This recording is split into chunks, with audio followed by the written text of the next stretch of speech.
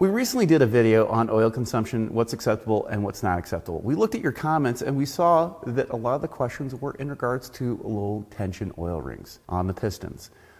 Well, these piston rings came in early 2000s on a lot of engines. And what they were designed to do was to improve the efficiency of the engine and also the oiling of the piston walls. But over time, as these vehicles have accumulated a lot of miles, those low tension piston rings, they've run into issues.